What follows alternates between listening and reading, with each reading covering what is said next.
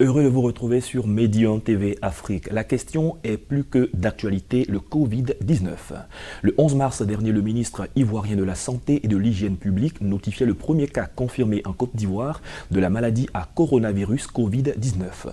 Face à cette pandémie, l'on assiste à des informations de tous ordres sur les réseaux sociaux, créant parfois la psychose. Quelle responsabilité citoyenne sur les réseaux sociaux pour une lutte efficace contre le Covid-19? C'est le sujet de cet entretien avec Koroman P. Théodore. Il est cofondateur de ComfortDev, expert en communication digitale. Bienvenue, Monsieur P. Théodore. Merci, Monsieur Thomas. Avec vous, nous parlerons de ce qui se passe en ce moment sur Internet. Tout le monde publie des informations, tout le monde fait du journalisme citoyen. Est-ce que tout ce que l'on voit sur Internet est crédible? Je vous dirais directement non. Déjà, on pourra partir par définition Internet. C'est un réseau informatique mondial. Donc, ce sont des ordinateurs, ce sont des téléphones, ce sont des smartphones et plusieurs objets connectés qui sont utilisés par des utilisateurs et qui échangent des informations entre eux. D'accord. Donc, vu que ce sont des hommes qui sont derrière ces objets, ces appareils, naturellement, plusieurs peuvent être poussés par la recherche de gains ou d'intérêts particuliers à publier de fausses informations. D'accord. Justement, publier de fausses informations, qui se trouve derrière les publications, les catégories de personnes qui publient? Effectivement, il y a plusieurs catégories de personnes qui publient sur Internet. On peut les classer en plusieurs types. Il y a ceux qu'on appelle les trolls. Donc les trolls sur Internet, ce sont des personnes qui initient volontairement des fake news, donc de fausses informations dans le but de susciter de la polémique. Le seul but, c'est de créer de la polémique afin que leur cible, donc ils connaissent déjà leur cible, afin que leur cible réagisse. Donc, on pourra prendre des exemples assez banaux. On nous dira par exemple que le coronavirus ne peut pas atteindre les Noirs ou bien les personnes vivant en Afrique. Donc, tout le monde a envie d'aller voir effectivement ce qui est dit. Et ça donne automatiquement envie d'aller voir et se dire, oui, certainement, nous sommes épargnés et tout. Et les gens vont commencer à commenter et tout. Donc, c'est toujours bon de vérifier quelle est la source de l'information et ce sont des éléments assez importants. Et lorsque vous voyez qu'une information, ça vous émeut, ça vous étonne, ça vous choque, faites attention. Peut-être que je vous dirais que vous n'êtes pas sur Medi 1 Afrique TV, mais vous êtes sur Med Afrique, par exemple. Donc, on essaie vraiment de voiler la source pour confondre, pour ne pas que la cible qui ne fait pas attention puisse se faire prendre par la maison. D'accord. À côté des trolls, il y a des personnes également. À côté des trolls, il y a également des personnes qui sont des endoctrinés ou bien des croyants, je dirais n'importe quoi, mais on vous dira par exemple, des personnes qui vous diront non, le coronavirus ne peut pas vous atteindre quand vous allez à l'église parce que il n'y a pas de mesures à appliquer et tout. Pour avoir la foi et tout, et vous pouvez vous faire prendre assez facilement. Donc, il y a aussi cette catégorie de personnes-là, les endoctrinés, des personnes qui croient en des doctrines. Il y a aussi des personnes qui sont comme tout le monde, monsieur et madame tout le monde. Ça peut être des journalistes qui se sont fait avoir et qui partagent l'information. Et même le président des États-Unis, il peut partager une information qui n'est pas forcément vraie. Donc, il y a ces trois catégories de personnes-là. D'accord. L'autre question, c'est de savoir, mais qu'est-ce qu'il faut éviter en cette période assez sensible?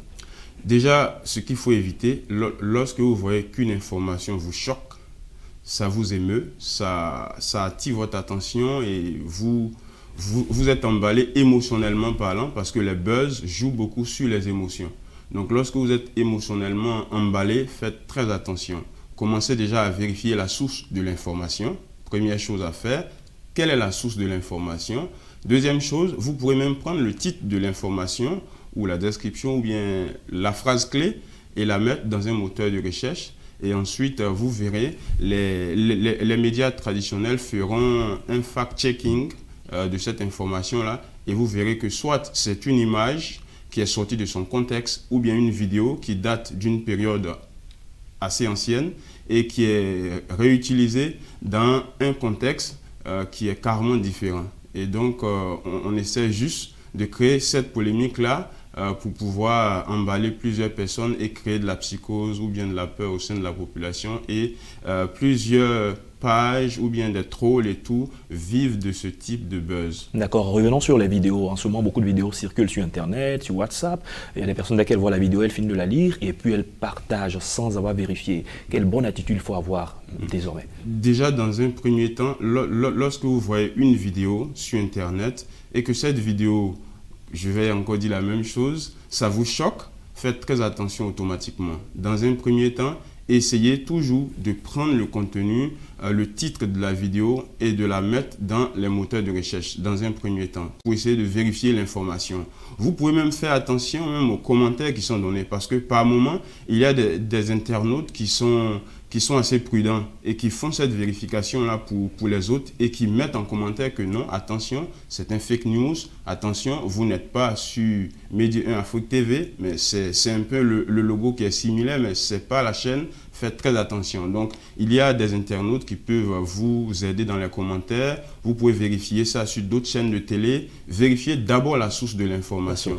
Et puis, une chose également, c'est que lorsque vous n'avez pas la confirmation de la véracité d'une information, pas besoin de la partager ou de la publier. Pas besoin de la liker pour ne pas donner, pour ne pas générer de l'intérêt à celui qui est derrière ce fake news. Si c'est un troll, pas besoin de la partager et voilà. Pour éviter de contribuer à cette désinformation, cette intoxication. Parlons des administrateurs, des groupes, des pages, des comptes et autres. Quelle est leur responsabilité en ce moment précis où nous faisons une lutte contre le Covid-19?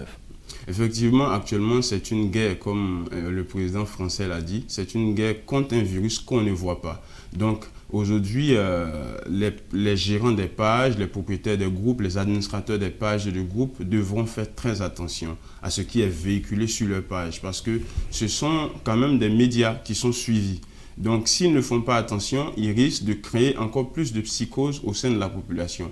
Dans un premier temps, ils ne doivent pas relayer des informations de sources qui ne sont pas officielles, de sources qui ne sont pas sûres, de sources qui ne sont pas fiables.